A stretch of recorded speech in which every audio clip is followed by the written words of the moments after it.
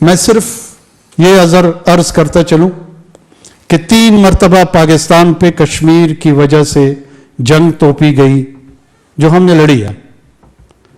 अगर 30 मरतबा पाकिस्तान पे ये जंग थोपी जाएगी, हम 300 मरतबा लड़ने के लिए तैयार। तो काकड़ इसका मतलब है बिल्कुल ही नालायक आदमी है, इसका तो ये मतलब है। उन्होंने बात की कि लोग 300 जंगे लड़े। क्यों भाई, हम क्यों लड़े 300 जंगे? क्यों लड़े हम? भाई जब इख्तियारात तुम्हारे पास है, ओहदे तुम्हारे पास है, पहले नंबर पे तो मुझे ये बताओ कि तुम्हें मैंडेट किसने दिया कि तुम ये जाके स्टेटमेंट दे रहे हो कि हम 300 जंगे लड़ेंगे। अगर आप जो है वो अपने मुल्क के अंदर इलेक्शन नहीं करवा पा रहे तो आप 300 जंगे लड़ लेंगे। आईटी की जो $5 बिलियन है इंडिया की, पता कितनी है?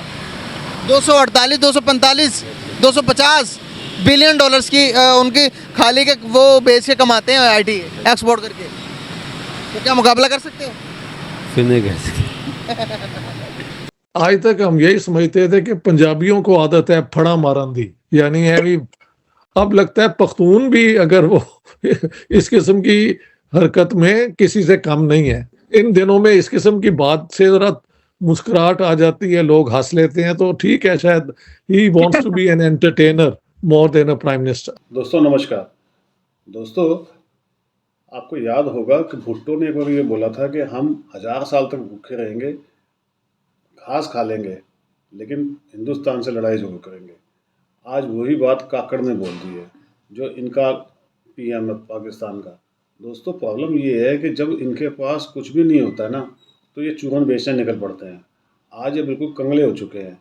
और जैसे ही अमित शाह जी ने पार्लियामेंट में बोला है कि हम पीओके लेने आ गए हैं, इनको तारे नज़र आ गए हैं।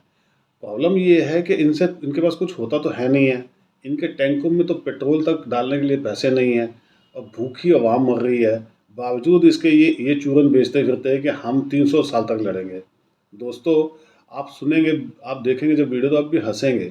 लोग इनके ऊपर हंस रहे हैं, इनकी आवाम ही इनको गालियाँ दे रही है कि भैया हमारे को क्यों लड़ा रहे हो, हमारे अंदर ताकत नहीं है लड़ने की, हम भूखे हैं, और ये लड़ाई करवाने के चक्कर में लगे हुए हैं।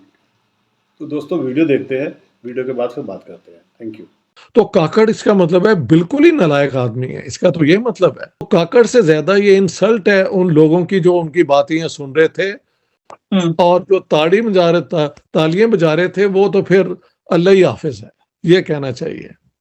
अच्छा डॉक्टर साहब, उन्होंने जो ये बात की, उन्होंने कहा कि जो मेरी फर्स्ट लाइन ऑफ डिफेंस है ना, वो यहाँ नहीं बैठी, बल्कि मेरी first line of defence Baramulla और श्रीनगर में बैठी है। तो ये once again this is he's a loose cannon. He can say anything without being responsible for what he's saying. Sir, ये तो एक्सेप्टेंस नहीं है। मतलब क्या वहां पे बैठी है, या मतलब क्या लोग आपने भेजे हैं, क्या वहां पे कोई वो फिर दहशतगर्दों का नाम आता है? ये क्या बात? ये मतलब वहां के लोगों को फिर फंसा रहे हैं, इसका यही मतलब है कि वहां जो लोग बैठे हैं हमारे, ये क्योंकि बारामूला में तो वही हैं जो वहां के रहने वाले कश्मीरी हैं, और ये so I mean this is a wasteful sort of speech जो एक इंतहाई इररिस्पॉन्सिबल बंदा जो है वो दे सकता है। लाइन ऑफ मेरा डिफेंस है, ये है, वो है, means nothing. Is he talking in military terms? Is he talking about ideological terms? We know nothing. The reason I think ये जो उनकी स्पीच है, आपने तो उठा ली है ना, तो इसको डिस्कस भी कर लेते हैं, बट इट मीन्स नथिंग। ना दुनिया में इसका कोई असर है, ना पाकिस्तानी कश्मीर में होगा, और इंडिया के अंदर they laugh at him, that's all. Pakistan का लाफिंग स्टॉक बन जाता है जब इस किस्म की बातें होती हैं। देखिए ना, एक वजीर आजम अगर इतनी लंबी चौड़ी उन्होंने स्पीच की, ऐसी बातें करी, और सर उसमें खासतौर पर उन्होंने ये कहा कि जंग के हवाले से उन्होंने बाकायदा ये कहा है कि सुन ले, नाम लेके, जो होम मिनिस्टर है इंडिया के और जो पीएम है, कि जंग जो है वो हमने करनी है। उन्होंने कहा जंग तो हमने करनी है, लेकिन जो कब करेंगे ये टाइम भी हम ही करेंगे। चलो ठीक है, अब ये अगर उन्होंने जंग करनी है तो करके देख लें यार। जहां पे सत्यानाश है, सवा सत्यानाश हो जाएगा पाकिस्तान का। ये अभी भी घोड़े पे और ऊंट पे बैठ के समझते हैं जंग होगी। हाँ हाँ हाँ, वो छोटी सी बैटल होती है। ही हैज नो आइडिया कि मॉडर्न जो है ना war, it is a total war जिसमें सिविलियन भी इन्वॉल्व हो जाते हैं। आज तक तो जो जंगें लड़ी गई हैं वो जेंटलमैन्स वॉर हुई हैं बिटवीन इंडिया एंड पाकिस्तान। लेकिन अब तो न्यूक्लियर वेपन्स भी हैं, लेटेस्ट वेपन्स भी हैं, तो गॉड फॉरबिड अगर होती है एक जंग, उसके कॉन्सिक्वेंसेस क्या होंगे we don't know, but Kakar should not be taken seriously, that's what I am saying.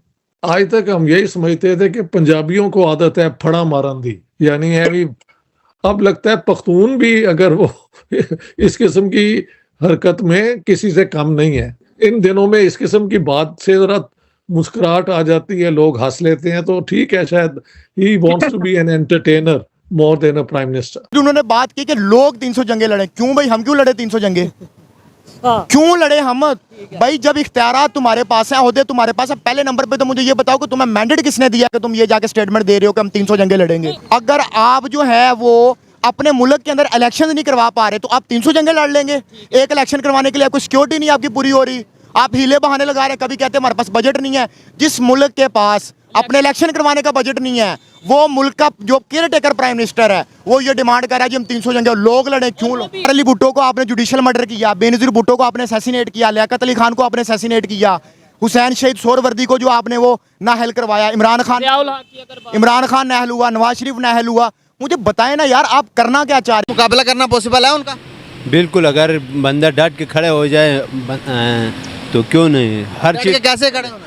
Her cheese possible है। अगर इंसान ने मेहनत किया, उसके लिए जद्दोजहद किया है, तो सबके लिए शर्त क्या है? मेहनत है। अगर इंसान किसी चीज़ में मेहनत नहीं करता तो आगे जाकर किस तरह किसी का मुकाबला कर सकता है? भाई से अगर पूछूंगा, भाई क्या मुकाबला कर सकते हैं हिंदुस्तान का? बिल्कुल कर सकते हैं, अगर आपकी हुक्मरान सही हो तो बिल्कुल। हुक्मरानों की बात छोड़ दें, अभी के मौजूदा टाइम की बात कर रहा हूँ मैं।